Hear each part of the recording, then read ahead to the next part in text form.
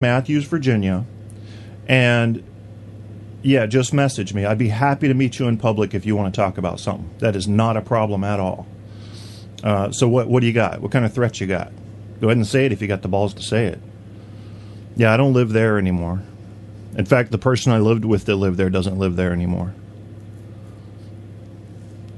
What's your actual address? I'll tell you what, you put your actual address on my chat room and then we'll talk. Yeah, you put your actual address out there first. Well, I'll tell you what, come on out. Yeah, we'll do it. Sure. Come on out to Matthews County, Virginia. Look that up. And then when you get out here, all you got to do is give me a call. You got to let me know when you're going to be in here because I don't pay attention to my phone very often. I'm ready right now. You can get on a plane right now. If you got something to say to me, I will meet you in public and you can say it to my face. Look at that. So is that really your address or are you giving like Guy Shea's address?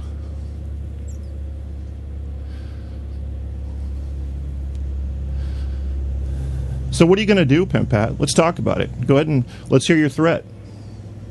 And whatever it is, trust me, I will meet you in public. Oh, you're going to fuck me up? Okay. Oh, my God. Please do. Please do. I'm inviting you to come out to Matthews, Virginia, and then you're going to fuck my wife. I'm sure you are. Well, two problems with that. One is I'm married, and two, she only fucks real men. So that leaves you at a strong disadvantage. Yeah. Yeah, not going to happen. But come on out to Matthews, Virginia. You can either email me at what's the deal, that's WUTZ, the deal, like it sounds, at yahoo.com, or you can call, and I don't have a son, so now you're just being stupid, like Goofy, 302-746-2277. Come on out. I'm waiting for you right now. Right now. Come on. So whatever else you have to say in the chat, I'm not interested in. When you get here, that's when I'll be interested in what you have to say. Bring it on, bitch. Bring it the fuck on. Yep. Bring it on. You can stay in the chat. I'm not going to ban you. But, yeah, bring it on. Come on out. And you can talk when you get here. I don't really care what you have to say in chat. You're going to fuck up my son. That's hilarious. Oh,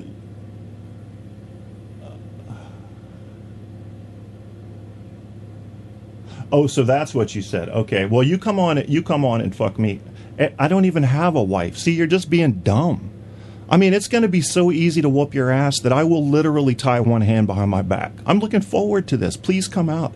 In fact, I'll take my phone out and we'll do a live Spreaker show as I kick your ass in public. Yeah, we'll do that. Come on out. No, I did misread a word. Yes, I did misread a word. That even happens to the educated among us. But come on out, man. I'm encouraging it. We'll have people. If you can give me a date and time, we'll have a gathering. We'll have a crowd there. You're going to break my leg off and beat me with it. Could you break my right one off? I don't think you have the strength to, but if you could, if you bring like a chainsaw, cut my right one off because I have a bad right knee. It causes me a lot of pain. Yeah, come on out. I'll be happy to kick your ass in person. If you thought this motherfucker here was going to back down, and bring Goofy with you because I'd like to beat both your asses together if that's at all possible. And it is. Anyway, I'm getting back to the topic of the show, which means I have to look away from the idiot in the chat room right now. And this is the appreciation show, and I want to thank everybody in my past who's helped me get somewhere that I couldn't have gotten without them. Good people doing good things. This is not something that's incredibly common anymore. Used to be a lot more common, that there was this goodness. I think it came from religion. Remember, religion's kind of taken a dive lately. People are starting to walk away from religion, and I think I'm going to give some credit to science for that. I don't think it's really necessarily a good thing that everybody is requiring evidence for their beliefs now, but that's going to cause people to walk away from religion. And religions are going to get desperate to recruit members, and they're going to start, who knows what they're going to do. I mean, you hear about things like the fatwa, and you hear about holy wars, and what you're seeing there is not religion being desperate, screaming for members to come back. It's the fringe elements. And these are the elements that are seeing their religion become perverted in their own mind. And I think that is happening in an effort to recruit people because they're losing people. And that may turn out to be a bad thing. But there are still good people, and here's something my grandpa used to say that I need to share with you. He used to say, you do the right thing because it's right. So here's my question to you. If all religions fall, let's say in, 500 years, 1,000 years, you got to give it time to work through generations. Religions kind of just fall. You might have some basic living philosophies that are still popular. You might have some, some groupings of people who have similar thoughts, but they're no longer worshiping invisible dudes. Let's put it simply. Then you're going to have to ask yourself this. Who keeps up the moral imperative? Who keeps the moral compass pointing north? And what is north? Is it just not hurting your fellow human? Unless they're a douchebag like Pimp Hat or Pimp Fat, however you say that stupid-ass name. I use my real name. That's what real men do. Is it enough for someone to just help their neighbor when their neighbor's struggling? I think that the goodness comes from putting something that could help you or make your life a little bit better into someone else's hands instead because you see they're struggling. I think that's really the root of goodness. And we can question all day, and we should, how many people do good things because they want to feel good about themselves? Because that's kind of selfish, isn't it, if you really think about it? How many people do good things because they know it's the right thing to do and they'd feel guilty if they didn't? How many do good things because they do have a religion and they believe their God is watching? And if that person who's doing the good things believes that their God is watching and they want to impress him, what if they fall out of religion? I remember hearing this story about a guy who was a preacher. He was a Protestant preacher. And he had some problems and got into alcohol or whatnot. And next thing you know, he was ripping pages out of his Bible, saying this is all a fucking joke. Well, take the psychological equivalent of that in someone's mind when they walk away from religion.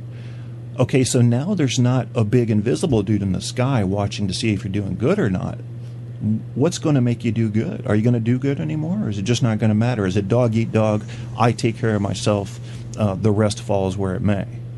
This is where you find out what motivates people to do good, and then shortly after, you probably come to a realization that there's not a lot of incentive out there for people to do good. What? Because a radio show host says so? Do good, be good. Because an invisible God says so that you're not so sure you believe in anymore? Because some sort of philosophy group says to do the right thing is to be right. What is it that's going to motivate you to do good in the world? I found that the best way I could do good was to prove it. And I started off by signing up to defend my country and served honorably, and I would do it again.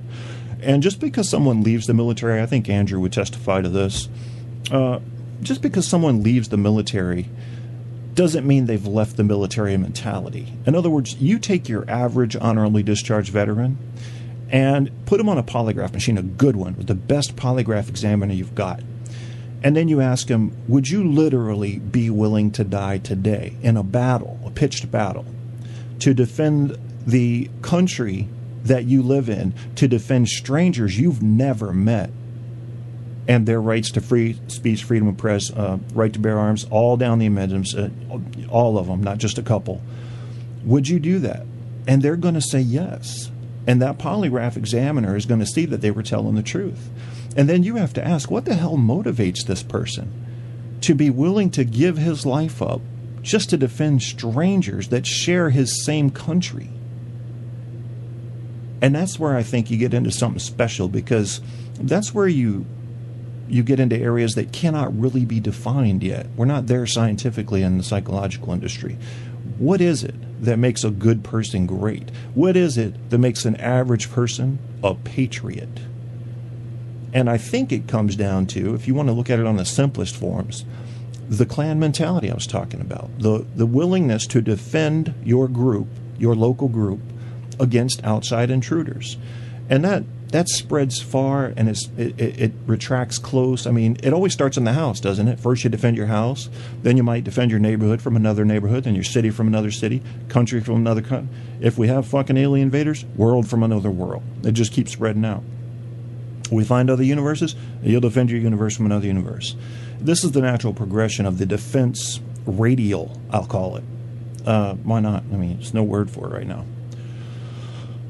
Oh, so let's see. I've said thank you to Wes Johnson. I've said thank you to Joe, my angel out west. I've said thank you, in a way, to other people, Shane and Jan. I've said thank you to Barker for what he did. I need to thank Apocalypse for making this show continue, because there were some times early on when I thought, this radio show's fun, but I don't know if I want to keep doing it. I'm not getting a whole lot of listens, and I'm still not.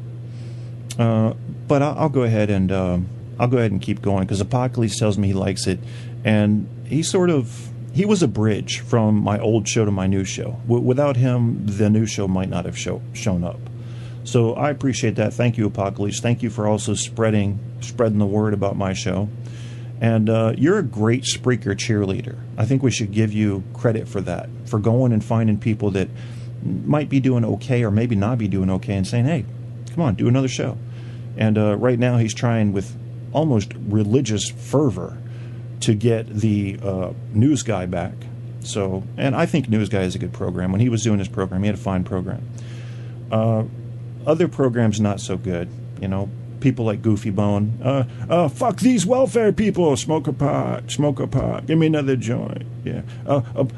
Fuck that. Fuck this whitey. Let me have some more pot. Yeah, give me some more pot. Yeah, we could do better than that, folks. I encourage you to find something that feeds your mind more than numbs it, if that's at all possible. And I think it is, and I think it's what you want.